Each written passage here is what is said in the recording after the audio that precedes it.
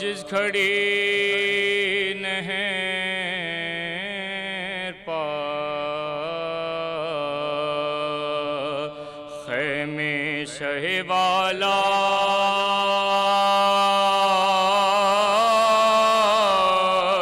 کے ہوئے، جس گھڑی نہر پار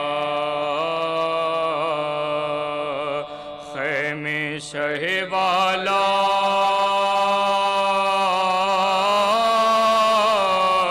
کے ہوئے، اور ستمگار مزاحم لب دریا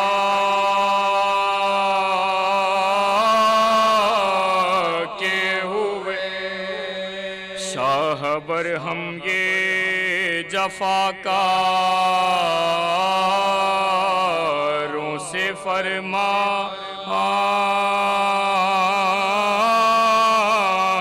کے ہوئے، دشمن جا میرے گھر سے مجھے بلوا کے ہوئے، تم پیو پانی محمد کا نواسا مر جائے، تم ہی منصف ہو جو مہماں ہو، وہ پیاسا مر جا، خیمہ اس جا سے اکھڑوانے کو حاضر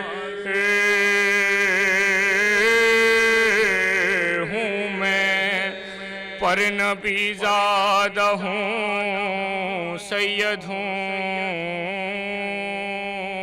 مسافر ہوں میں، تربت احمد و زہرا کا مجاور ہوں میں، ظلم جو چاہو کرو صابر و شاکر ہوں، دو گے جو رنج مجھے سب ہے گوارا، مجھ کو آپ ہی منظور ہے دریا سے کنارہ، مجھ کو میں نہ آتا تھا مدینے سے بلایا تم نے، روضہ احمد مرسل کو چھڑایا تم نے، کوہ صحرا بھی یہ دریا بھی دکھایا تم نے، حیف ہے تارک دنیا کو ستایا تم نے، رخ دھر کو جو کیا میں نے تو منہ موڑتے ہو، ایک دغا پیشہ کے وعدے پا مجھے چھوڑتے ہو، جس گھڑی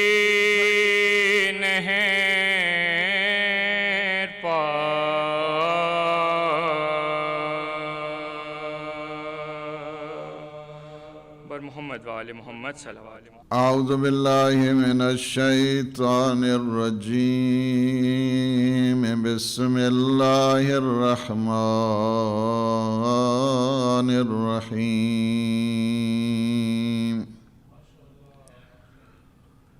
الحمد للہ الذی لا يبلغ مدحته القائلون ولا يحصي نعماءه العادون ولا يؤدي حقه المجتهدون الذي لا يدركه بعد الهمم ولا يناله غوص الفتن الذي ليس لصفته حد محدود ولا نعت موجود ولا أجل ممدود فطر الخلائق بقدرته ونشر الرياح برحمته ووتد بالصخور ميدان أرضه ثم الصلاة والسلام على النبي المؤيد والرسول المسدد المصطفى الأمجد المحمود الأحمد سيدنا ونبينا وشفيع ذنوبنا وطبيب نفوسنا أبي القاسم محمد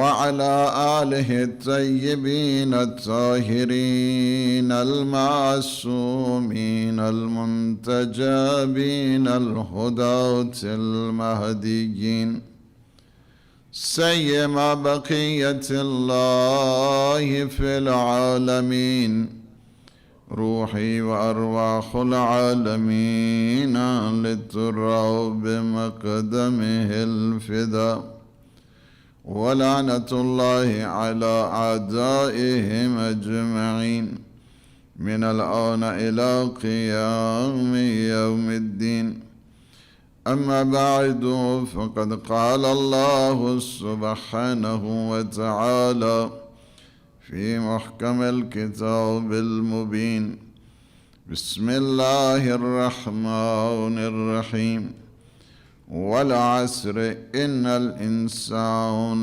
لفي خسر إلا الذين آمنوا وعملوا الصالحات وتواصوا بالحق وتواصوا بالصبر. صلوات.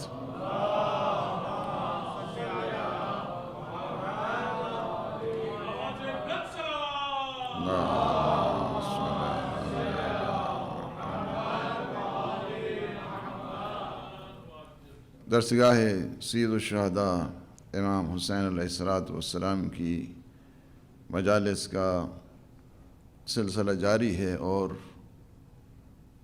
سورہ مبارک عصر ہے کہ جو مختصر ترین جو سورہ ہیں ان میں سے ایک سورہ ہے جسے سورہ عصر کہا جاتا ہے، اور کربلا کا جو پیغام ہے وہ بھی عصری ہے، فلسفہ عصر ہے. ہر زمانے میں کربلا کا جو پیغام ہے اور ہر دور میں ہر عہد میں کربلا کا جو پیغام ہے وہ جاری اور ساری ہے. اس وجہ سے کہ ذہنوں میں جوں بھی درخشانی آتی رہے گی، ذہنوں میں جوں بھی نورانیت آتی رہے گی، کربلا کے پیغام میں اسی طرح ہی چمک پیدا ہوتی رہے گی. وجہ کیا ہے؟ کربلا کا جو پیغام ہے یہ ابدی ہے، سرمدی ہے اور ہمیشہ رہنے والا ہے. اس کی وجہ کئی وجوہات ہیں، لیکن ایک اس کی وجہ یہ ہے کہ کربلا کا جو پیغام ہے یہ اس حق کے ساتھ جڑا ہوا ہے.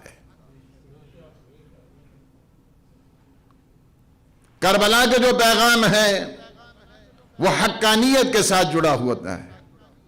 حق کبھی مٹنے والا نہیں ہے، کبھی جھکنے والا نہیں ہے۔ حق ہمیشہ سر بلند رہتا ہے، اور حق وہیں پہ ہے جہاں پہ علی ہے۔ الحق مع علی وعلی مع الحق، حق علی کے ساتھ ہے اور علی حق کے ساتھ ہیں۔ نہ فقط یہاں تک فرمایا میرے آقا نے، پروردگار حق کو ادھر پھیر جدھر علی پھریں۔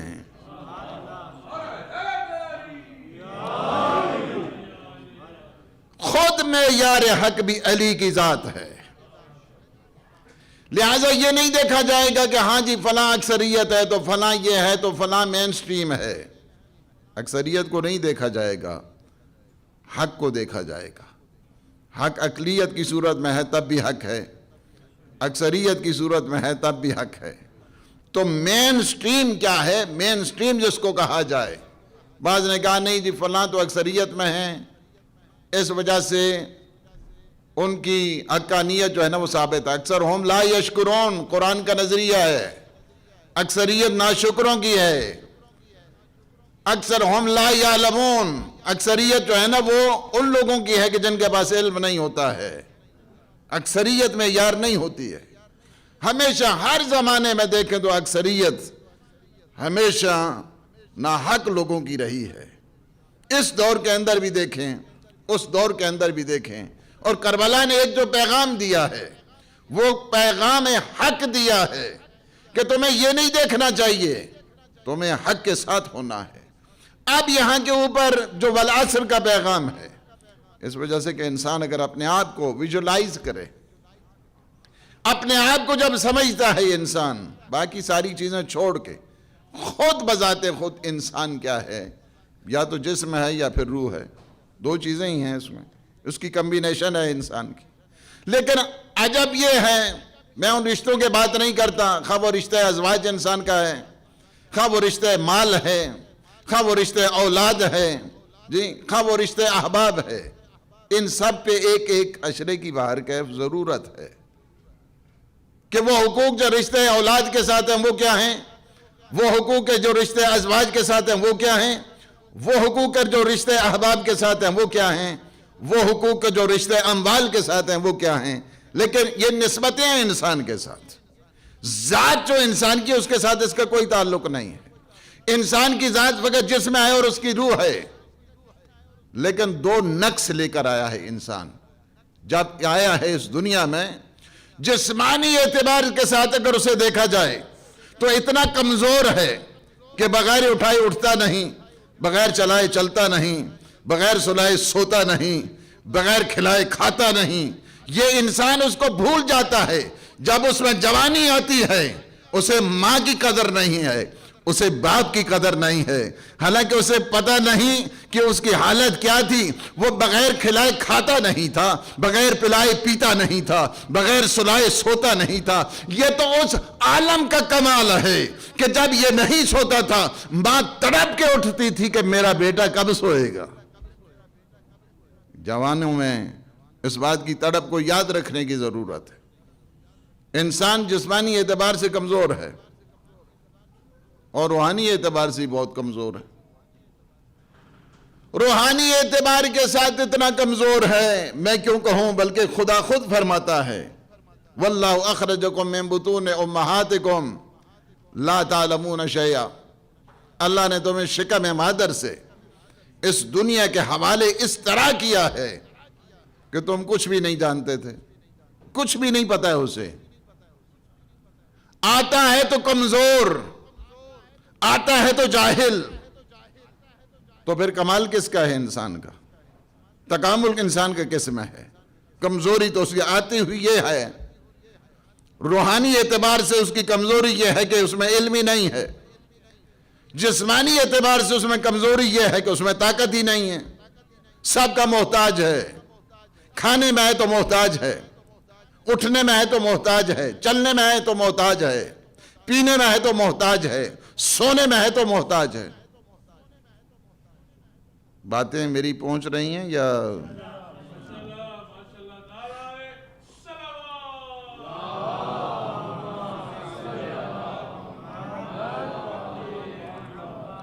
انسان جسمانی اعتبار کے ساتھ کمزور، روحانی اعتبار کے ساتھ کمزور، جسمانی اعتبار کے ساتھ بھی کمزور ہے، روحانی اعتبار سے بھی، یعنی جسمانی اعتبار سے ناتواں، روحانی اعتبار سے جاہل.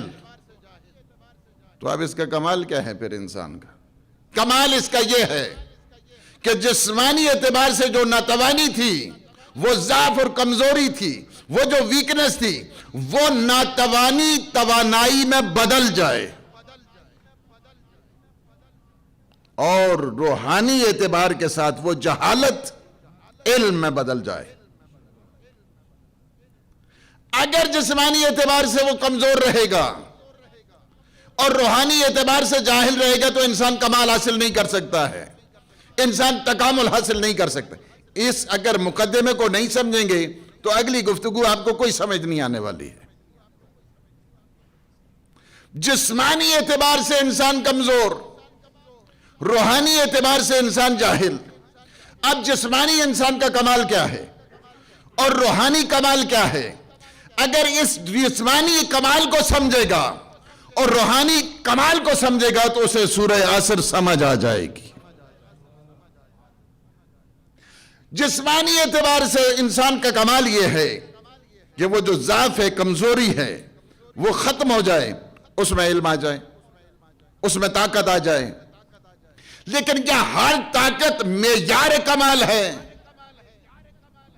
بہت سارے انسان جو ہے نا ویٹ لفٹنگ، جو آج کل ماشاءاللہ جو ہے نا وہ مسل بنانے کے لیے جی بڑے بڑے کتنا کلو جو ہے نا، پچھلے دنوں ہمارے پاس ایک آدمی آیا، اس نے کہا ماشاءاللہ بیٹے کی کیا بات ہے، وہ جو بڑا ہوتا ہے نا ویٹ لفٹنگ کے لیے، وہ کہتے ہیں 25 کلو یہاں تھا، 25 کلو یہاں تھا، 10 کلو کا وہ راڈ تھا، تو 50 کلو بڑے اچھے طریقے سے جو ہے نا وہ اٹھا رہا تھا. جی اسی طرح ایک انسان، جسمانی جو انسان کا کمال ہے، جسمانی کمال، ہر طاقت کمال نہیں ہوا کرتی ہے اور ہر علم کمال نہیں ہوا کرتا ہے. ہر طاقت کمال نہیں. میرے ساتھ رہیں گے، میرے ساتھ رہیں، صلوات پڑھیں ایک دفعہ.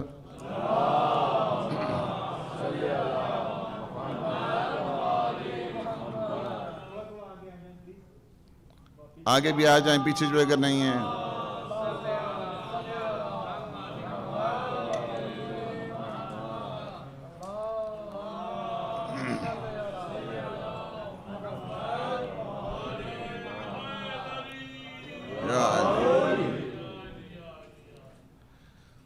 ہر طاقت جسم کا کمال نہیں اور ہر علم روح کا کمال نہیں. ہر طاقت جسم کا کمال کیوں نہیں ہے؟ بہت ساری یہ انسان کی ہے. حضور نے بتایا، حضور کے دور میں کچھ جوان بڑے بڑے پتھر اٹھا رہے ہیں. آج کل تو ماڈرنائز انداز کے ساتھ جم میں جاتے ہیں جوان، اور کئی قسم کے وہاں پہ وہ سسٹم بنا ہوتا ہے جم کے اندر. وہاں پہلے زمانے میں بڑے بڑے پتھر اٹھایا کرتے تھے جوان اپنی طاقت کا مظاہرہ کرنے کے لیے. بڑے بڑے پتھر اٹھا رہے ہیں جوان. حضور جا کے ساتھ کھڑے ہو گئے. حضور کھڑے ہو گئے، جوان اٹھا رہے ہیں پتھر. حضور ہمیشہ انکریج کیا کرتے تھے، جوانوں کے ساتھ بڑی محبت تھی حضور کی، بہت محبت کیا کرتے تھے جوانوں کے ساتھ. بعض بوڑھے کہتے تھے یا رسول اللہ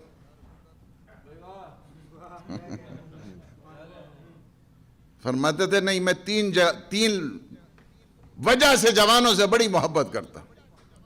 علیکم بالشباب، علیکم بالشباب. ہمیشہ جوانوں کا خیال رکھو. آپ کی طاقت جوانے کو ساتھ ہوتی ہے، آپ کی توانائی جوانوں کے ساتھ ہے. علیکم بالشباب. فرمایا پہلی وجہ اس کی یہ ہوتی ہے کہ یہ بہت نرم مزاج ہوتے ہیں. ہم نے آج تک نہیں دیکھا جوان کو ایک مسئلہ بتا دیا. میں پچھلے بھی کچھ دنوں پہلے دبئی میں تھا کچھ پروگرام، تو ایک جوان کو میں نے کہا تمہیں داڑھی بہت اچھی لگتی ہے اگر تم رکھو. بس یہی جملہ کہا میں نے اس کو، بہت اچھی لگے گی تمہیں داڑھی. کہا قبلہ ادھر آتی ہے ادھر نہیں آتی ہے، ہوتی ہے نا. میں نے کہا میری داڑھی بھی ابتدا میں یہی تھی، جب 18-19 سال کا تھا تو یہاں تھی، یہاں نہیں تھی. مجھے جب یہاں پہنچا تو اس کی داڑھی مجھے فوٹو بھیجا کہ بولا میں نے داڑھی رکھ لی ہے. پہلی چیز جو جوان کی ہوا کرتی ہے، جوان کی، ان میں نرم مزاجی ہوتی ہے، ان میں نرمی ہوا کرتی ہے، اکڑ نہیں ہوا کرتی ہے، اکھڑ نہیں ہوا کرتی ہے. حضور فرماتے ہیں اس وجہ سے میں جوانوں سے بہت زیادہ محبت کرتا ہوں. دوسری بات یہ ہے جوانوں میں یہ جو ہماری انٹرنل پالیٹکس ہوتی ہے اس میں بھی نہیں آتے ہیں. جوان نہیں آتے ہیں ان چیزوں میں. جوان کام، حشاش بشاش نشاط، ان میں وہ توانائی، ان میں وہ انرجی، ان میں ضرورت نہیں ہوتی ہے. وہ کام، وہ کام کو دیکھتے ہیں. تیسری بات، موعظہ ان پہ بہت جلدی اثر کرتا ہے، بہت جلدی اثر کرتا ہے. اب کو پتہ ہے کہ 20 سال کے جوان ہیں، حضور نے اس کو جرنیل بنایا، زید کو جرنیل بنایا.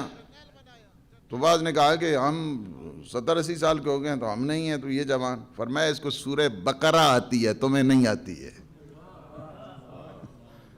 تمہیں ابھی تک پوری سورہ بقرہ نہیں آتی ہے، اس کو پورا قرآن حفظ ہے.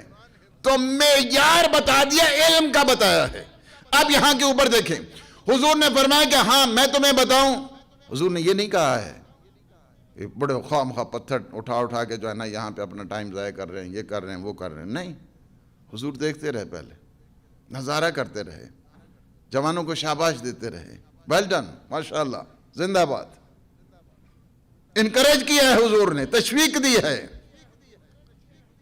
اس کے بعد حضور ساری انکریجمنٹ کے بعد، تشویق کے بعد، ترغیب کے بعد، ستائش کے بعد، حضور فرماتے ہیں کہ میں تمہیں بتاؤں کہ تم میں سب سے زیادہ طاقتور کون ہے؟ قبلہ اگر آپ بتا دیں گے تو ہمارا مسئلہ ہی حل ہو جائے گا. ہمارا مسئلہ سارا حل ہو جائے گا. ہم تو صبح سے اٹھا کے تھک گئے ہیں ابھی پتھر. ابھی تک یہ پتہ ہی نہیں چل رہا ہے کہ کون ہم سے ونر ہے، کون ہم میں سے جیتنے والا ہے. فرمایا تم میں سب سے زیادہ طاقتور وہ ہے کہ جو اپنی خواہشات نفسانی پہ کنٹرول کرتا ہے. معیار بتایا طاقت کا، حضور نے طاقت کا معیار بتایا. طاقت کا معیار یہ ہے کہ انسان اپنے نفس کے اوپر کنٹرول کرے. بہادر اسے نہیں کہتے ہیں جو دوسروں کو بچھاڑ دے، خوب ریسلنگ اس کو آتی ہے. بہادر اسے کہتے ہیں جو اپنے غصے کے اوپر کنٹرول کر لے. یہ انسان کا کمال ہے جسمانی اعتبار کے ساتھ، روحانی اعتبار کے ساتھ. روحانی اعتبار کے ساتھ انسان کا کمال یہ ہے کہ اس میں علم آ جائے، جہالت چلی جائے. اگر اس میں علم نہیں آتا ہے اور وہ علم کی طرف نہیں جاتا ہے تو اس کا مطلب یہ ہے کہ وہ اسے کمال انسانی نہیں آتا ہے، وہ کوئی اور چیز ہے، انسان نہیں ہے. پھر انسان تب انسان بنتا ہے کہ جب اس میں علم آتا ہے ابتدا کے لحاظ سے. چونکہ یہ پہلی منزل ہے، لیکن ہر علم نہیں. بہت سارے علم ہیں، میں ان کا اگر نام لوں اگر آپ کے سامنے، بہت سارے علم ہیں، بہت سارے علم ہیں جس کا تعلق مثلا علم اصوات کے ساتھ ہے. موسیقی بھی تو ایک علم ہے، یا علم نہیں ہے؟ یہ بڑی بڑی یونیورسٹیز میں بڑے بڑے جو ہے نا یہ سارے جتنے علم افعال بھی تو ایک علم ہے، علم اقوال بھی تو علم ہے، اور علم افکار جو ہے نا وہ بھی تو علم ہے. یہ سارے علم یہ ہیں. لیکن علم کون سا انسان کے لیے کمال بنتا ہے؟ ماشاءاللہ پی ایچ ڈی کر گئے ہیں سارے، لیکن وضو کا طریقہ نہیں آتا ہے. ماشاءاللہ جو ہے نا وہ پوسٹ ڈاکٹریٹ جو ہے نا وہ کر گئے ہیں، لیکن ابھی توحید کے اوپر ایک دلیل نہیں آتی ہے. وہ کون سا علم کا کمال ہوا ہے؟ ہر علم یعنی جس طرح ہر طاقت جسم کا کمال نہیں، اسی طرح ہر علم بھی انسان کے روح کا کمال نہیں ہے. وہ کون سا علم ہے کہ جو انسان کے روح کا کمال بنتا ہے؟ وہ بنتا ہے کہ جو نبی کے گھر سے آتا ہے، علی کے در سے آتا ہے.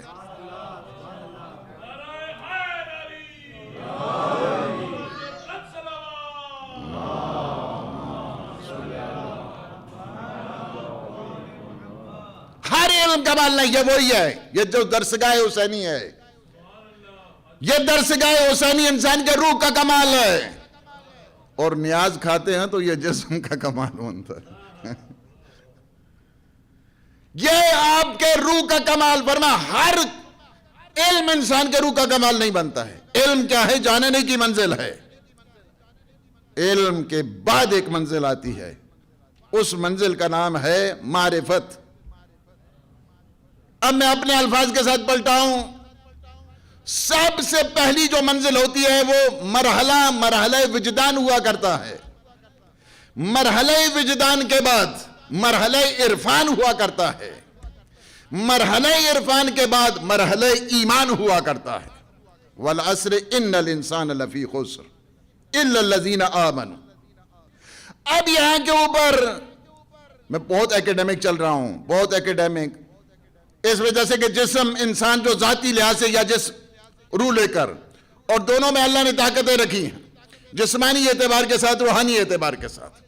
اور روحانی اعتبار کے ساتھ تب انسان کمال حاصل کرتا ہے، پرفیکشن کی طرف جاتا ہے جب اس میں علم آ جاتا ہے. لیکن ہر علم اس کا کمال نہیں ہے.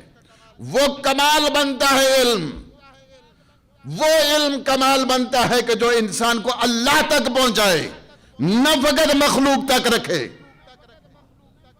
ماشاءاللہ جناب، یہ ناسا بن گئی ہے، یہ بن گئی ہے، یہ پورے دنیا میں جو ہے نا ان کے وہ ہوتا ہے. کس پر؟ اگر انسان کا علم ان مادیات سے فقط اور فقط مخلوقات تک رہتا ہے، اس علم کا کمال نہیں ہے. اگر یہ علم مخلوقات سے خالق تک پہنچا دے تو اس علم کا کمال ہے. مخلوقات ہی تک بیٹھا ہوا ہے جی، مخلوقات ہی کو دیکھ رہا ہے اگر فقط، تو اس علم میں کون سا کمال آ گیا ہے؟ مخلوقات کی بڑی تعریفیں ہیں جناب، ماشاءاللہ بڑی تعریفیں ہیں مخلوقات کی. اچھا یہ نہیں دیکھا ہے فلاں، اگر آپ کے پاس ایک، مجھے ابھی بچے نے کہا ہے، مجھے دکھائی اپنی رائٹنگ، اپنی پینٹنگ، اپنی، میں نے اس کہا ویل ڈن، بہت اچھا، زندہ باد، بہت خوب تم نے کام کیا ہے. ایک تصویر اگر آپ دیکھتے ہیں، تصویر دیکھتے ہیں، ایک آرٹ دیکھتے ہیں کسی کی، کہتے ہیں ماشاءاللہ جناب، لیکن یہ نہیں دیکھتے ہیں یہ تصویر بنانے والے کو یہ طاقت کس نے دی ہے، استعداد کس نے دی ہے، فیکلٹی کس نے دی ہے، ابیلٹی کس نے دی ہے. اس کی تو اتنی تعریفیں ہو رہی ہیں، اور جس نے اسے طاقتیں دی ہیں، اگر وہ نور نہ دیتا تو یہ تصویر بنا سکتا تھا. اندھیرے میں تصویر بنتی ہے، مگر اگر وہ اس میں وہ ظرافت اور وہ لائٹنس جو اس کے ہاتھوں میں اگر وہ نہ دیتا، یہ بڑے بڑے جو ہتھوڑوں والے کام کرتے ہیں انہیں وہ پینٹیں وہ بن سکتے ہیں، وہ آرٹ ان میں نہیں، ان کے قلم ہی نہیں چلتا، اتنے موٹے موٹے ان کے بن جاتے ہیں. یہ جتنی ہاتھوں میں نرمی ہوگی اتنے وہ اچھا سانس کیسا لکھے گا نا. یہ کس نے دی ہے اسے طاقت؟ یہ تو خیال ہے، یہ آرٹ ہے، یہ تخیل ہے، یہ وجدان ہے، یہ سوچ ہے. یہ کس نے دی ہے؟ ایک چیز کو بھی اگر مائنس کرو گے تو وہ اس کا نہ آرٹ رہے گا، نہ اس کی پینٹنگ رہے گی، نہ اس کی تصویر رہے گی.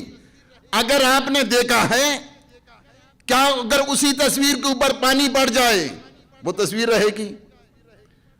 لیکن ہم اسے نہیں دیکھتے ہیں جو اندھیرے میں تصویریں بناتا ہے.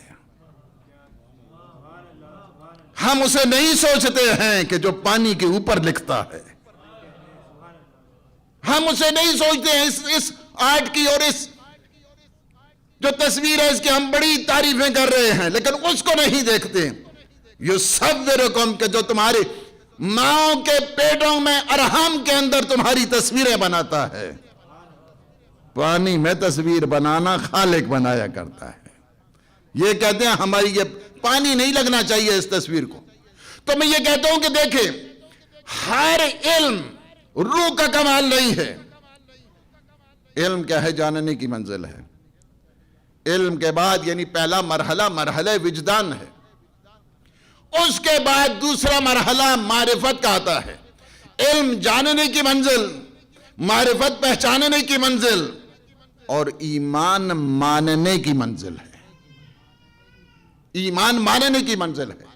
اب یہاں کے اوپر آپ نے دیکھا کہ یہ جو تینوں مرحلے ہیں، اس کو ایک حدیث میں بیان کیا ہے میرے آقا رسول، جسے حدیث قدسی کہا جاتا ہے. حضور معظم صلی اللہ علیہ وآلہ وسلم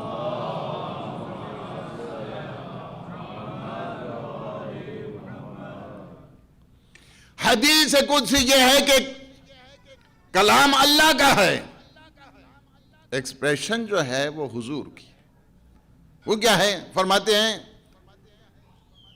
من طلبنی وجدنی، من وجدنی عرفنی، من عرفنی احبنی، من احبنی عشقنی، من عشقنی عشقتہ، من عشقتہ قتلتہ، من قتلتہ وجب علی دیتہ، من وجب علی دیتہ انا دیتہ۔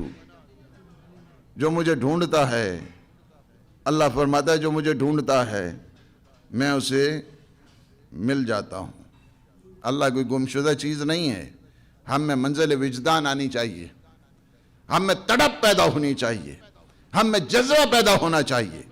من طلبنی وجدنی، من وجدنی عرفنی، جسے میرا وجدان حاصل ہو گیا، جو مرحلے وجدان پہ آ گیا، وہ مرحلے پھر عرفان پہ آ جائے گا۔ جو مجھے ڈھونڈتا ہے مجھے پا لیتا ہے، جو مجھے پا لیتا ہے پھر میری معرفت حاصل کر لیتا ہے۔ من عرفنی احبنی، جو میری معرفت حاصل کرتا ہے اب پھر وہ مجھ سے محبت کرتا ہے۔ جس میں علم ہی نہیں ہے، جس میں معرفت ہی نہیں ہے، اس میں کیسے کہاں سے آئے گی محبت؟ کوئی بڑی چیز تو نہیں ہے، وہی سادہ سی چیزیں ہیں تھوڑی سی اچھے انداز کے ساتھ۔ جس میں علم ہی نہیں ہے، جس میں معرفت ہی نہیں ہے، اس میں کہاں سے محبت آئے گی؟ نہ محبت خدا اس میں آ سکتی ہے، نہ اس میں محبت رسول آ سکتی ہے، نہ محبت معصومین آ سکتی ہے اس میں۔ اس وجہ سے یہ درس ایسا ہے حسین ابن علی کا، جو ہمیشہ علم سے نہ فقط معرفت بلکہ ایمان اور ایقان کی منازل کو طے کرنے کے لیے ہوتا ہے۔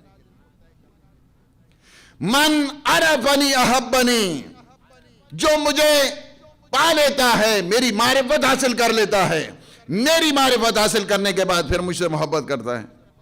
من احبنی عشقنی، من احبنی عشقنی، جو مجھ سے محبت کرتا ہے ایک سٹیج اس کو اور اوپر چلا گیا ہے، پھر مجھ سے وہ عشق کرتا ہے۔ محبت کے بعد جو ہے نا منزل آتی ہے، منزل عشق، لو اینڈ افیکشن۔ جی افیکشن کی جو منزل ہے، پہلا مرحلہ مرحلہ وجدان، دوسرا مرحلہ مرحلہ عرفان، مرحلہ عرفان کے بعد منزل محبت، منزل محبت کے بعد منزل عشق۔ فرماتے ہیں کہ من احبنی عشقنی، جو مجھ سے محبت کرتا ہے مجھ سے عشق کرتا ہے۔ من عشقنی عشقتہ، اللہ کہتا ہے جو مجھ سے عشق کرتا ہے میں اس سے عشق کرتا ہوں۔ چاہتے ہیں اللہ آپ کا بھی عاشق بن جائے؟ من عشقتہ قتلتہ، جس سے میں عشق کرتا ہوں پھر میں اسے قتل کر دیتا ہوں۔ من قتلتہ وجب علی دیتہ، جسے میں قتل کروں مجھے چاہیے کہ میں اس کا دیہ ادا کروں۔ کوئی خدا نے بم رکھے ہوئے ہیں، موٹر بم رکھے ہوئے ہیں، کچھ خدا چاہتا ہے کہ قتل کر دے؟ کیا مفہوم ہے اس کا؟ من احبنی عشقنی، من عشقنی عشقتہ، من عشقتہ قتلتہ، جس سے میں عشق کرتا ہوں میں اسے قتل کر دیتا ہوں۔ یہ نہیں وہ میرے عشق میں اس طرح غرق ہے کہ اس کے پاؤں سے تیر کو نکالا جا رہا ہے، اسے خبر تک نہیں ہو رہی ہے۔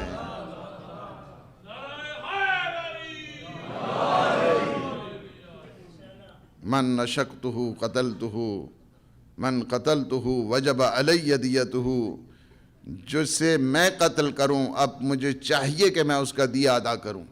کمپنسیشن جو ہے نا اب میرے اوپر فریضہ بنتا ہے، کمپنسیٹ کروں اس کو۔ جو میرے عشق میں غرق ہے مجھے چاہیے کہ اس کا دیت ادا کروں۔ دیت، یا اللہ تو دیت دے دے۔ ہم سے اگر پوچھے کوئی کہ کتنی دیت ہونی چاہیے، ہم کہیں گے کہ یا اللہ یہ پورا مساگا دے دے اس کو، جی جو اباؤٹ 1 ملین اس کی جو ہے نا وہ آبادی، جی یہ اللہ سارا دے دے اس کو۔ اللہ کہے کہ نہیں یہ تو بہت کم ہے، بہت کم ہے۔ ہم کہیں گے سارا ٹورنٹو دے دے یا اللہ۔ اللہ کہے کہ نہیں۔ ہم کہیں گے کہ وہ مونٹریال سے شروع ہو جائیں وہاں پہ وہ وکٹوریا تک سارے کا سارا دے دے اس کو۔ اللہ کہے کہ نہیں۔ یہ سارا نارتھ امریکہ دے دے، نہیں۔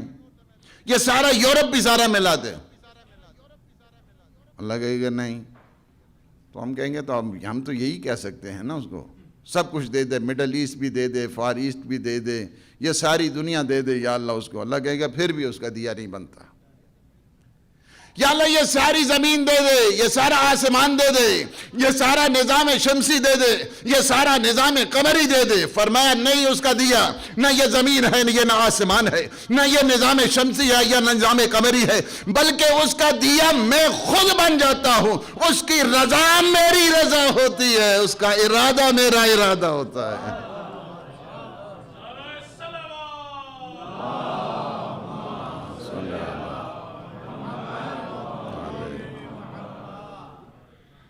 من نشکتہ قتلتہ، من قتلتہ وجب علی دیتہ، من وجب علی دیتہ انا دیتہ۔ یہ دنیا نہیں، میں خود اس کی دیت بن جاتا ہوں، میں خود اس کی دیت ہوتا ہوں۔ اس کا ارادہ ارادہ پروردگار بن جاتا ہے۔ سیدہ نے پہلے کہا تھا کہ وہ آپ لوگوں کے کپڑے ہم نے درزی کو دیے ہیں، اللہ نے ان کی رضا کو اپنی رضا قرار دیا۔ آج وہ جو تنزیل والا فرشتہ ہے، یہ نہیں کہتا فرشتوں کا سردار، بلکہ آج کہتا ہے انا خیاط الحسنین، میں تو حسنین کا درزی بن کر آیا ہوں۔ یہ کیا ہے؟ مرضی پروردگار بن جاتا ہے، ان کا ارادہ پروردگار بن جایا کرتا ہے۔ ان کس کے تو را شناخت جان را چه کند، فرزندو ایالو خانمان را چه کند، دیوانہ کنی ہر دو جہانش بخشی، دیوانہ تو ہر دو جہان را چه کند۔ میں قم میں تھا اور جو شہداء تھے نا، یہ جو بی بی کے حرم کے، تو میں ان کی زیارت کے لیے گیا۔ شب جمعہ اس پہ یہ شعر لکھا ہوا تھا، ان کی قبروں کے اوپر لکھا تھا، ان کس کے تو را شناخت جان را چه کند۔ جسے تیری معرفت ہو گئی اسے اس جان کی کوئی پرواہ نہیں ہے۔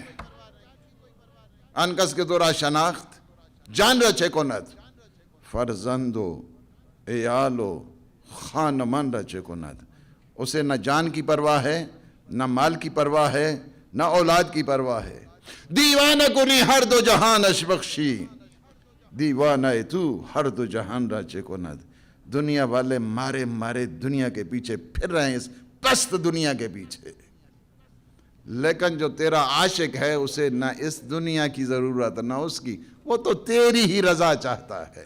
یہ وہی چیز ہے کہ جس کو میرے مولا نے فرمایا، الہی میرے پروردگار تو گواہ رہنا، ما عبدتک خوفا من نارک ولا طمعا فی جنتک بل وجدتک اہلا للعبادت فعبدتک۔ پروردگار دنیا کو نہیں کہا ہے، الہی کہا ہے، الہی کہا ہے۔ یہ نہیں کہا ہے صحابیوں تم گواہ رہنا، یہ نہیں کہا ہے اس امت کو تم گواہ رہنا، بلکہ کیا کہا؟ الہی میرے اللہ تو گواہ رہنا کہ علی جو عبادت کرتا ہے نہ جنت کے شوق سے کرتا ہے نہ جہنم کے خوف سے کرتا ہے، یہ تو تجھے لائق عبادت سمجھتا ہے تو تیری عبادت کرتا ہے۔ ان کس کے تو را شناخت جان رہ چکی۔ پہلا مرحلہ وجدان ہے، دوسرا مرحلہ عرفان ہے، the stage of cognition۔ تیسرا جو مرحلہ ہے the stage of belief۔ علم کیا ہے؟ جاننے کی منزل ہے۔ معرفت کیا ہے؟ پہچاننے کی منزل ہے۔ اور ایمان کیا ہے؟ ماننے کی منزل ہے۔ انسان کو جو عقیدہ ہے وہ ماننے کی منزل پر ہوا کرتا ہے، علم کی منزل پر نہیں ہوتا ہے عقیدہ، معرفت کی منزل پر بھی عقیدہ نہیں ہوتا ہے۔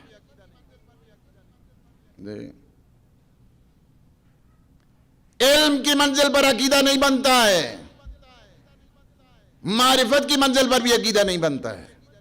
عقیدہ بنتا ہے ماننے کی منزل پر، ماننے کی منزل جب آتی ہے تب عقیدہ بنتا ہے۔ اچھا آپ کہیں مثال دے دو مجھے، مثال دے دو. مثال میں دیتا ہوں. علم کی جہاں تک منزل بنتی ہے، علم کہتے ہیں جاننے کی منزل کو، تو وہ تو زیادہ جانتے تھے جو 14 صدیاں پہلے غدیر خم پر تھے. انہوں نے اپنی آنکھوں سے دیکھا ہے کہ دست مبارک کو بلند کر کے حضور نے فرمایا من کنت مولا فہذا علی مولا. علم کی منزل پر ہم سے آگے ہیں، علم کی منزل پر ہم سے آگے ہیں. نہیں ہے حضور نے جب فرمایا کہ ان اللہ مولایا وانا مولا کل مومن و مومنہ، جی اللہ میرا مولا ہے. کہتا ہاں جی وہ مولا کے تو 27 معنی ہیں، تو ذرا بخن بھی کو تو معنی کر دیا کرو. مولا کے تمہیں 27 معنی نظر آتے ہیں تو بخن کے کتنے معنی ہوتے ہیں؟ ان اللہ مولایا کہتے ہیں یہ مشترک لفظی ہے، اس اے کامن ورڈ. جی مشترک لفظی ٹھیک ہے جناب، مشترک لفظی ہے. مشترک لفظی کو قرینہ دیکھا جاتا ہے نا عربی کے حساب کے ساتھ، جو کلو ہوتا ہے قرینہ ہوتا ہے اس کو جو ہے نا وہ دیکھا جاتا ہے.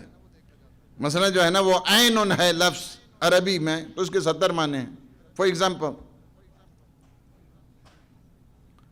تو جب ہم کہتے ہیں کہ عین جاریہ، مثلا اس کا عین کا مطلب آنکھیں بھی ہوتا ہے، عین کا مطلب گھٹنے بھی ہوتا ہے، عین کا مطلب جو ہے نا وہ سونا چاندی بھی ہوتا ہے، جی عین کا مطلب چشمہ بھی ہوتا ہے، سارے ہیں لیکن اس کے ساتھ قرینہ جڑتا ہے.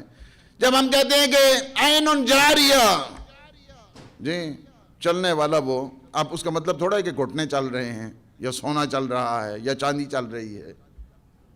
یا مثلا ہم کہتے ہیں عین باقیہ، رونے والی آنکھ، رونے والی آنکھ، جی وہ باقیہ جو ہے نا اس سے ہم فوراً پہچان جاتے ہیں کہ اس سے مراد، وہ عین سے مراد جو ہے نا وہ یہ آنکھیں ہیں.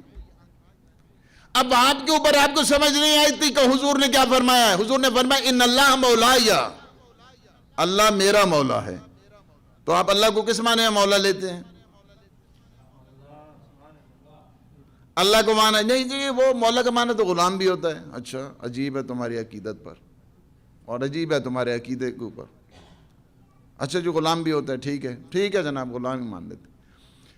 اب یہ بتاؤ کہ حضور نے جو فرمایا کہ ان اللہ مولایا، اللہ میرا مولا ہے، وَأَنَا مَوْلَا كُلِّ مُؤْمِنٍ وَمُؤْمِنَةٍ، میں ہر مومن اور ہر مومنہ کا مولا ہوں. من كُنْتُ مَوْلَاهُ فَهَذَا عَلِيٌّ مولا، جس کا میں مولا ہوں اس کے علی مولا ہے.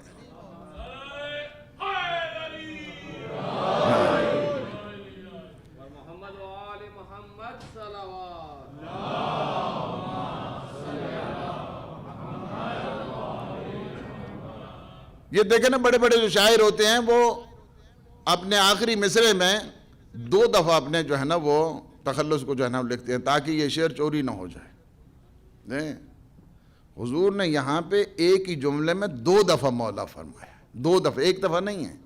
من کنت مولا ہو فہذا علی مولا ہو، جس کا میں مولا ہوں. چھوڑیں ساری ڈسکشن. ہم کہتے ہیں کہ 27 معنی 27,000 اس کے معنی ہیں، ٹھیک ہے جناب 27,000 اس کے معنی ہیں. تم فقط اتنا ہی بتا دو کہ حضور کو کس معنی میں مولا لیتے ہو. حضور کو کس معنی میں مولا لیتے ہو؟ جس معنی میں حضور مولا ہے، جس معنی میں نبی مولا ہے، اسی معنی میں علی مولا ہے. اچھا جس معنی میں علی مولا ہے. کہتے ہیں کہ ہاں جی یہ تو بالکل نبوت سے جانے. ایک دلیل جو کہتے ہیں نا شیعیوں کے پاس ہزاروں دلیلیں ہیں، ایک دلیل نہیں ہے. ہم لوگ چونکہ پڑھتے نہیں ہیں، ہم مطالعہ نہیں کرتے ہیں، ہمارا بس اسٹڈی سرکل ختم ہو چکا ہے. ہم اپنے سینے کا جو ہے نا زیادہ جوانوں سے کہوں گا مطالعہ کیا کرو، اسٹڈی کیا کرو، ریسرچ کیا کرو. مولا علی کا ماننے والا اور پھر اس کو بس دلیلیں. ہمارے پاس ایک دفعہ ٹی وی کے اوپر مناظرے شروع ہو گئے، ٹی وی کے اوپر خلافت بلا فاصل پہ. انہوں نے کہا کہ آپ عدیل صاحب کو کہیں کہ، میں نے کہا عدیل صاحب 5 سال تک مسلسل ہر روز اپنے مولا علی کی خلافت بلا فصل پر دلیل لائیں گے. ہر روز 5 سال میں دلیل لاؤں گا, اور جس دن میں دلیل نہ لا سکا اپنے مولا کی خلافت بلا فصل پر, میں اپنا خون حلال کروں گا. ہم شیعہ ہیں, ہم ویسے شیعہ نہیں ہیں.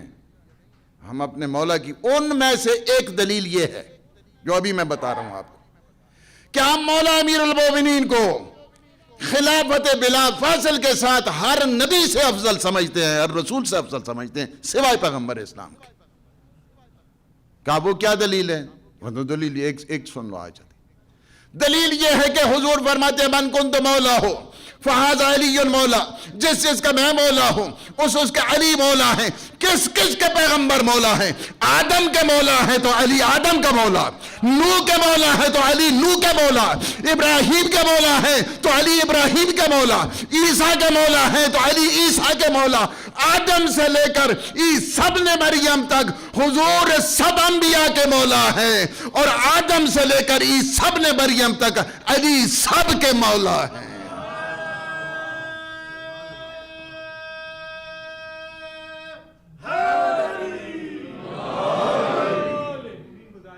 تو انسان کا معیار بتا دیا گیا.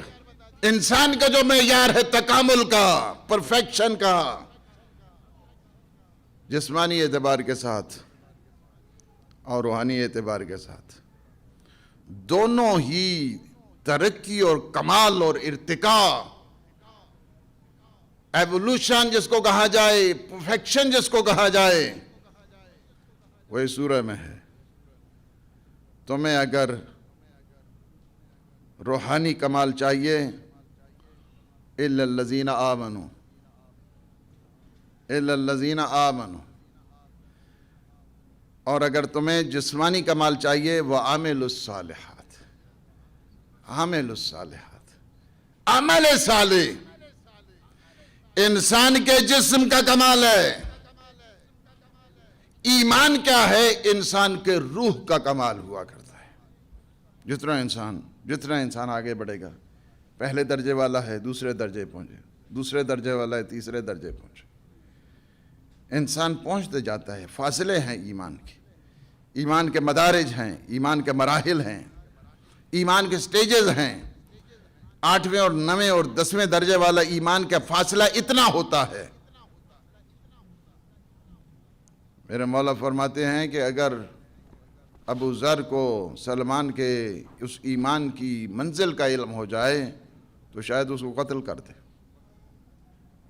کتنا بڑا فاصلہ ہے, کتنا بڑا فاصلہ ہے, کتنا بڑا درجہ ہے. اس وجہ سے فرمایا گیا کہ تمہارے پہلے درجے پہ دوسرے درجے کو دیکھو, دوسرے درجے والے تیسرے درجے کو دیکھو, ماشاءاللہ وہ کہاں پہنچ گئے. یہ نہیں کہ ہاں فلاں کے پاس فراری ہے تو میرے پاس وہ نہیں ہے, فلاں کے پاس وہ ماشاءاللہ کیا جو ہے نا وہ مادی زندگی میں کبھی تم تکامل حاصل نہیں کر سکتے, کبھی تم چاہے سیر نہیں ہو سکتے ہو. معصومین نے طریقہ کار بتایا ہے, طریقہ کار بتایا معصومین نے. تمہاری جو مٹیریل لائف ہے اور تمہاری اسپریچول لائف ہے. مٹیریل لائف میں اپنے سے ہمیشہ لو لیول کے جو لوگ ہوتے ہیں انہیں دیکھو, تو اگر چاہتے ہو تسکین آئے, سکون آئے, سیٹسفیکشن ہو, سٹریس فری ہو, فرسٹریشن ختم ہو جائے, تشنج ختم ہو جائے, تو اس کا راز معصومین نے بتایا ہے. راز کیا ہے؟ کہ اپنی جو مادی زندگی ہے, مٹیریل لائف ہے, اس مٹیریل لائف میں تم نے کیا کرنا ہے؟ اپنے سے جو لو لیول کے لوگ ہوتے ہیں, آپ کے پاس گھر ہے نا, تو ان کو دیکھو جو کرائے کے اوپر رہتے ہیں. کرائے میں تمہیں گھر ملا ہوا ہے. جی ہمارے ہاں آج کل مانچسٹر میں مسئلہ, بلکہ پورے انگلینڈ میں تو وہاں کرائے کے مکان بھی نہیں ملتے, بڑے آج کل جو ہے نا وہ ہو گیا ہے سارا ایک سلسلہ. تو ہم انہیں کہتے ہیں کہ پھر ٹھیک ہے, تو وہ بھی دیکھو نا جو وہاں پہ پہلے تو میں جاتا تھا مختلف جگہ اور اس میں مختلف بینر جو ہے نا وہ دیکھتا تھا. میں نے کئی دفعہ ٹورنٹو میں بھی دیکھے, آج سے مثلاً 20 سال پہلے جب میں آیا پہلی دفعہ, جی 1993 میں نے ٹورنٹو مجلس پڑھی, پہلی مجلس. تو ادھر بیوگیو اس وقت, یہ بات اس بعد میں بنا ہے, اس اوپننگ میں تھا. جی وہ پلے کارڈ سے ڈالے ہوئے ہیں ہوم لیس. جاپان میں دیکھا, آسٹریلیا میں نے دیکھا, امریکہ دیکھا, مختلف یورپ کے مختلف جو ہے نا جگہ پہ دیکھا, جو کہتے ہیں کہ ہم عدل اور عدالت اور پیس اور پراسپیرٹی اور یہ اور وہ. یہ فقط دو حکومتیں ہیں جو دنیا میں دعویٰ کر سکتی ہیں, تیسری کا بھی انتظار ہے. یہ واحد حکومت ہے میرے مولا اور آقا امیر المومنین کی 4.5 سالہ حکومت, جو فرماتے ہیں کہ 4.5 سالہ حکومت میں کوئی بتا دے مجھے کہ علی کے دور حکومت میں کوئی بھوکا رہا ہو یا برہنہ رہا ہو. یہ کوئی نہیں کر سکتا ہے, ورنہ بڑی بڑی ان کے پاس کیا کیا ریسورسز ہیں اور کیا سلسلہ ہے. نہیں, اپنے مٹیریل لائف میں مادی جو زندگی ہے آپ کی, ہمیشہ اپنے سے جو نچلا درجہ ہے اس کو دیکھو. آپ کی زندگی میں سکون پیدا ہوگا, سیٹسفیکشن پیدا ہوگی, پیس آف مائنڈ پیدا ہوگا, سٹریس فری ہو جائیں گے. جی, ایک طریقہ یہ بتایا, اس کے اور بھی کئی ہیں سٹریس فری ہونے کے. انشاءاللہ یہ مجالس سٹریس فری کرنے کے لیے ہوتی ہیں. جی, یہ جب ہم ماتم کرتے ہیں یا حسین کرتے ہیں, ساری سٹریس ختم. ایک آنسو چلا جاتا ہے, ساری سٹریس ختم. میرے مولا کے دربار میں جو آئے اس کو کس چیز کی ٹینشن ہے, کس چیز کی اس کو سٹریس ہے؟ جس کے پاس کربلا جیسا ذخیرہ موجود ہے, اسے کس چیز کی سٹریس ہوتی ہے؟ نہیں. بات تمام کروں, زیادہ تھکانا مقصد نہیں ہے. اپنی جو مٹیریل لائف ہے, مادی زندگی, ہمیشہ اپنے سے جو نچلا طبقہ ہے اس کو دیکھو, تمہیں اللہ سکون دے گا. اور اپنی جو اسپرچل لائف ہے, روحانی زندگی ہے, اس کو ہمیشہ اوپر والے لیول پہ دیکھو, تو تمہیں سکون ملے گا, سکون مل جائے گا. اس وجہ سے یہ کبھی بھی تسکین انسان کو ان مادیات سے نہیں ملتی. ویسے بھی اب تنگ آ چکے ہیں لوگ, یہ سارے تنگ آ چکے ہیں, یہ بڑی بڑی اس وقت دیکھ لیا انہوں نے, سب کچھ کر لیا جو کچھ کر سکتے تھے. اب سوائے تسکین کا ایک ہی دروازہ ہے, اور وہ دروازہ ہے میرے مولا حسین کا دروازہ ہے.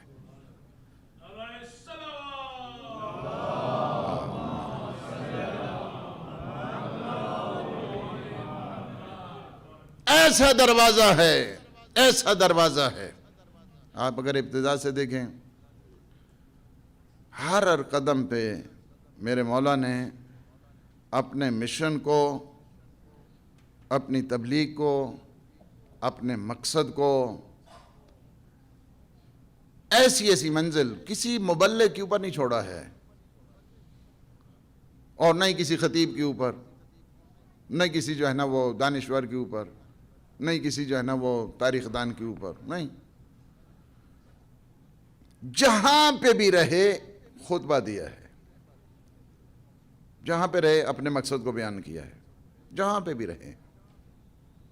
کسی جگہ بھی پڑاؤ ڈالا ہے. کئی منازل ہیں نا, کربلا تک جانے کے لیے کئی منازل ہیں. مدینے سے چلتے ہیں خطبہ دیتے ہیں, مکہ سے چلتے ہیں خطبہ دیتے ہیں, اس کے بعد 14 منازل آتی ہیں, ہر جگہ کے اوپر خطبہ ہے. اب خطبے جائیں گے, موضوع سے ہٹ جائیں گے, اور پھر جو ہے نا وہ آخر میں جو ہے نا وہ تشنے جو ہے نا رہ جائیں گے سارے. میں نے اپنی کتاب جو زینب عالیہ ہے, میں نے ان ساری مناظر کو لکھ کے اس پہ جو ہے نا سارے حالات لکھے.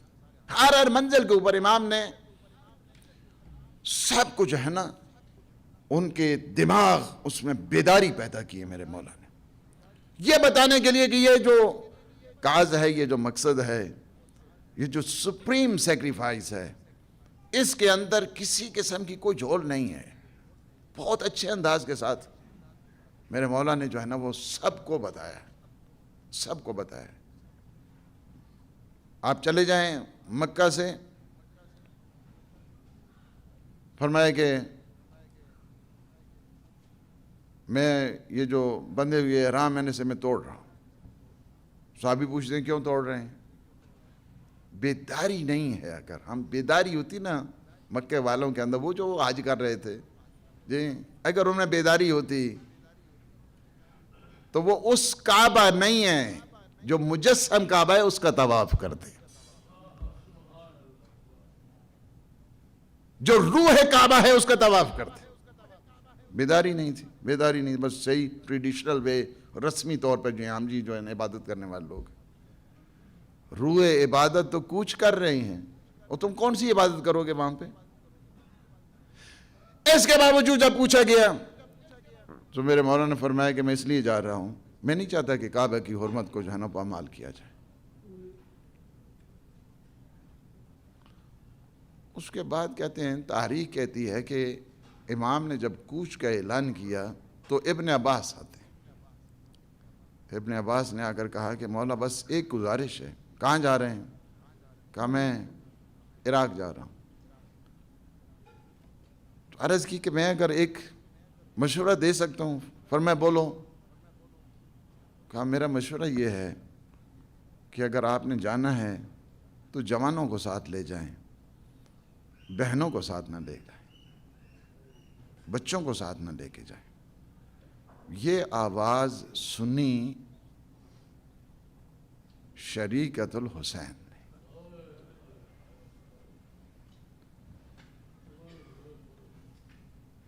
کہا ابن عباس تم کیا کہہ رہے ہو؟ کہا عراق جا رہے ہیں، اور یہاں کے دستور عربوں کا تو پتہ ہے کیا ہوا کرتا ہے، بے حرمتی کرتے ہیں۔ جب قتل ہو جاتا ہے تو جوان مارے جاتے ہیں تو مستورات کو اسیر کر لیا جاتا ہے، بچوں کو بھی مار دیا جاتا ہے۔ فرمایا ابن عباس تم اگر سمجھ رہے ہو کہ میں حسین کے بغیر زندہ رہوں گی؟ زینب حسین کو کبھی نہیں چھوڑے گی، زینب ہمیشہ حسین کا ساتھ دے گی۔ اس مشن کی تکمیل، آپ لوگ زینبیون ہیں نا، بی بی زینب کی اس صدائے، اس احتجاج کو دیکھ کر آئے ہیں نا یہاں پہ، اور بی بی کو پرسہ دینے کے لیے لبیک یا حسین کہنے کے لیے ہر قدم پہ جب جاتے ہیں۔ اور ایسے منزل اشراف کے بعد منزل جب آتی ہے ایک ایسی جگہ، تاریخ یہ بتاتی ہے کہ یہ وہ جگہ تھی کہ جہاں پہ آ کر ایک راہوار رکتا ہے، پھر امام دوسرے راہوار کو بدلتے ہیں۔ تاریخوں والے کہتے ہیں کہ امام نے 7 راہوار جو ہے بدلے۔ 7 راہواروں کے بعد اس کے بعد جب آئے، اس کے بعد فرمایا کہ جو زمین کے مالک ہے انہیں بلاؤ، اس کا نام کیا ہے؟ کوئی آتا ہے کہتا ہے اس کا نام غازریہ ہے، فرماتے ہیں اس کا کوئی اور نام بتاؤ۔ کہا اس کا نام جو ہے وہ نینوا ہے، فرمایا اس کا کوئی اور نام بتاؤ۔ کہا اس کا نام شط الفرات ہے، فرمایا اس کا کوئی اور نام بتاؤ۔ کہا ایک اور نام ہے لیکن ہم مسافروں کو نہیں بتاتے تاکہ مسافر پریشان نہ ہو جائیں۔ فرمایا تم بتاؤ وہ جو نام۔ کہا کہ نہیں، وہ نام ایسا ہے جو نبی آیا ہے نا یا کوئی وسیع آیا ہے یہاں سے صدمہ اٹھا کے گیا ہے، بس یہی وہ کہہ کر گیا ہے۔ قال فیک یدفن قمر الازہر، اے زمین کربلا تجھ میں ایک روشن چاند دفن ہوگا۔ ہر نبی نے آ کر، ہر وسیع نے آ کر گریا کیا، ہر وسیع نے آ کر یہاں ماتم حسین کیا، ہر نبی نے آ کر ماتم حسین کیا۔ اس جگہ کو کرب و بلا بھی کہتے ہیں۔ فرماتے ہاں اعوذ باللہ من کرب و بلا۔ اس کے بعد آتے ہیں، تاریخ کہتی ہے کہ امام نے کربلا کی خاک کو لیا اور کربلا کی خاک کو سونگا۔ فرمایا کہ ہاں یہ وہی جگہ ہے۔ ایسے میں بہن آ گئی، بہن نے آ کر جب خاک کو سونگا کہا ہاں بھیا یہاں سے کوچ کیجئے، یہاں اس ہاتھ اور آپ سے، اس خاک سے مجھے آپ کے خون کی مشام کر رہے ہوں، خوشبو سونگ رہی ہوں۔ فرماتے ہیں میرے مولا یہاں پہ بھی خطبہ دیتے ہیں، فرماتے ہیں واللہ ہا ہنا مناخ رکابنا، یہ وہی جگہ ہے جہاں پہ ہماری سواریاں بیٹھیں گی۔ واللہ ہا ہنا مسفک دمائنا، یہ وہ جگہ ہے یہاں پہ ہمارا خون گرایا جائے گا. واللہ ہاں ہونا تسوا حریم ہونا، یہ وہ جگہ ہے جہاں ہمارے پردہ دار لٹ جائیں گے، جہاں پہ چادریں چھین لی جائیں گی. واللہ ہاں ہونا معاشرنا و منشرنا، یہ وہ جگہ ہے جہاں سے ہم قیامت کے دن ہمارا حشر و نشر ہوگا. واللہ ہاں ہونا یہ وہ جگہ ہے کہ جس کا وعدہ میرے نانا نے مجھ سے کیا تھا، ان کے وعدے کی خلاف ورزی نہیں ہو سکتی. ہائے ابو طالب کی شہزادیہ، اس نینوا کی سرزمین پر، کربلا کی سرزمین پر جو وطن کو چھوڑ کے آئے ہیں، انہیں پتا ہے نا کہ ہجرت کتنی سخت ہوا کرتی ہے. نئی جگہ پہ آنے کے بعد کیا کیا مسائل ہوتے ہیں، لیکن کیا کہنا ان مستورات کا کہ ایک لفظ بھی اپنے مولا کے سامنے. میرے مولا نے کیا کیا، قبیلہ بنی اسد کو بلایا، قبیلہ بنی اسد کو بلا کر 60,000 درہم میں میرے مولا نے جگہ خرید لی. یہ بتانے کے لیے حسین کسی کی جگہ پہ نہیں رہنا چاہتا. حسین نے حقوق العباد کو واضح طور پہ بتا دیا. لیکن اس کے بعد قبیلہ اسد سے فرماتے ہیں، قبیلہ بنی اسد سے، یاد رکھو یہ ساری زمین میں تمہارے نام پہ ہبہ کرتا ہوں، لیکن اس میں 3 شرطیں ہیں. پہلی شرط یہ ہے کہ ہماری قبروں پہ زراعت نہیں کرنا. دوسری شرط یہ ہے ہماری قبروں پہ ہل نہیں چلانا. تیسری شرط یہ ہمارے زوار آ جائیں. ہماری شرط یہ ہے کہ جب ہمارے زوار آئیں ہماری قبروں کے نشان بتا دینا. اور ہماری ایک اور شرط بھی ہے، سب سے پہلے مردوں کو جمع کیا. مردوں کو جمع کرنے کے بعد فرماتے ہیں دیکھو اس طرح ہے کہ 10ویں جب کا دن آئے گا، عاشور کا دن آئے گا، کیا ہوگا، قوم اشقیاء اپنے لاشوں کو لے کر ان کو دفنا دیں گے. تم نے کیا کرنا ہے، تم نے آ جانا ہے، ہماری لاشوں کو آگے دفن کر دینا. پھر داری کہتی ہے کہ امام نے کیا کیا، عورتوں کو جمع کیا کہ اگر تمہارے مرد حکومت کے خوف سے نہ دفنا سکے تو تم پانی بھرنے کے بہانے آ جانا. تم پانی بھرنے کے بہانے آ جانا، ہماری لاشوں کو آگے ان پہ مٹی ڈال دینا. پھر داری کہتے ہیں کہ امام نے بچوں کو جمع کیا، بچوں کو ایک لائن میں کھڑا کیا اور فرمایا کہ تمہاری طرح کے بچے عاشور کے دن ذبح کر دیے جائیں گے. اگر تمہارے والدین حکومت کے خوف سے نہ آ سکے، ہماری لاشوں کو دفنا نہ سکے، تم کھیل کے بہانے آ جانا، ہماری لاشوں پہ مٹی ڈال دینا.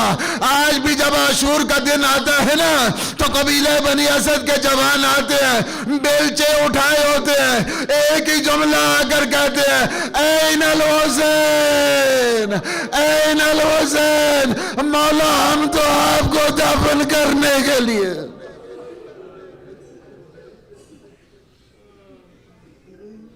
ماتم حسین.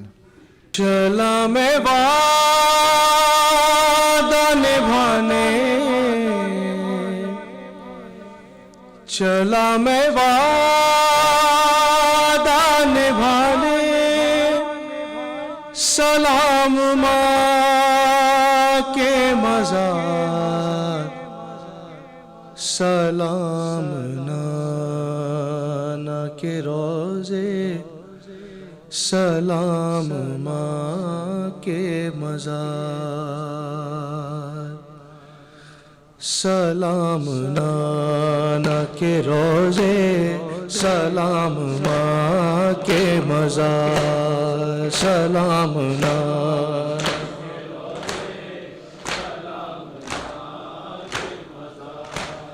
چلا میں وعدہ نبھانے، چلا میں وعدہ نبھانے، سلام ماں کے مزار، سلام نانا کے روزے، سلام ماں کے مزار، سلام نانا کے روزے،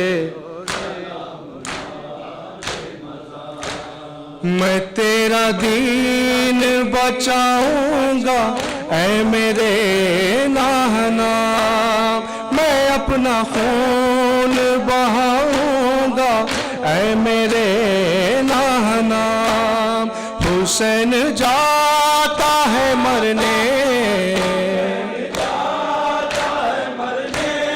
سلام ماں کے مزار، سلام نانا کے روزے، سلام نانا کے روزے، دعا کرو کوئی سربے ریدا نہ ہو اماں، نماز شوق شہادت قضا نہ ہو اماں، نائے میرے چمن میں، نائے میرے چمن میں ستم کی گئے دو غبار، سلام سلام ماں کے مزار، سلام نانا کے روزے،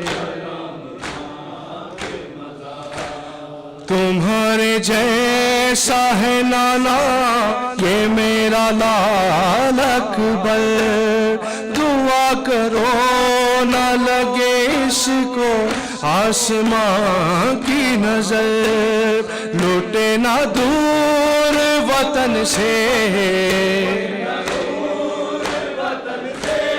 ہمارے دل کا قرار، سلام نانا کے روزے، سلام نانا کے روزے، ہاں ایک پھول تو ایسا ہے جو کھلا بھی نہیں، نہ پائے پانی تو کر سکتا وہ گلا بھی نہیں، وہ جس کے دہن سے آتی ہے دودھ کی مہکار، سلام نانا کے روزے، سلام نانا کے روزے، دیے جلانے کو نانا تمہارے روزے پر، ضرور آئے گی صبح ہر ایک شام و سحر، خدا کرے رہے روشن صدا تمہارا مزار، سلام نانا کے روزے، سلام نانا کے روزے، میری سکینہ کہاں، حسن کے بند کہاں، زمین گرم پہ چلنا اسے پسند کہاں، قدم وہ پھول سے نازک وہ راستے پرخار، سلام نانا کے روزے، سلام نانا کے مزار، حسین